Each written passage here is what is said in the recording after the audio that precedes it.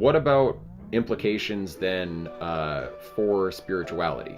Langan has posted on X and on Facebook many like pro-Christian kind of sympathetic messages, although he hasn't really explicitly identified as a Christian.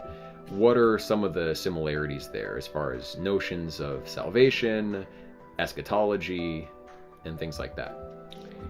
Yeah, I think that the CTMU could be properly termed as a Christian metaphysic, but I think it could also be termed, and I've written about this I'm writing a book length document about that right now. Is that you can also think of it as a Hindu or a Muslim or a Jewish metaphysic. It's a meta religion, and it provides the grounding for all of these different things. I think it's closest to Christianity because, and this is what Langan says, is that it's a meta religion that faithfully mirrors the structure of Christianity. And the reason why Langan, I think, believes that, and I don't want to speak for him, but is that Jesus in particular is a universal religious figure, which ought to be recognized as such, as kind of the ideal of human perfection. And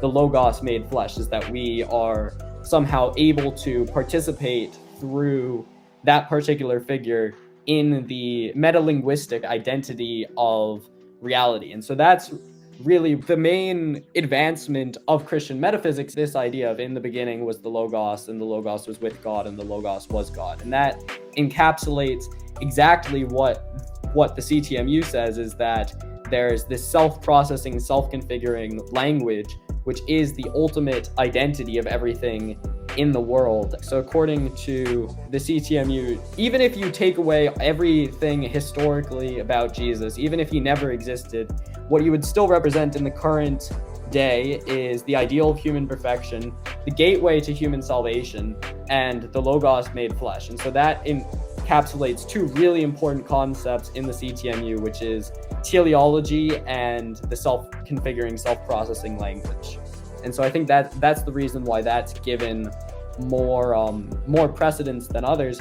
But to take your previous tack there, he's also said similar things about Hinduism. I think Christianity has been stressed the most, but I think that there are a number of religious frameworks which you could apply the CTMU to fundamental concepts.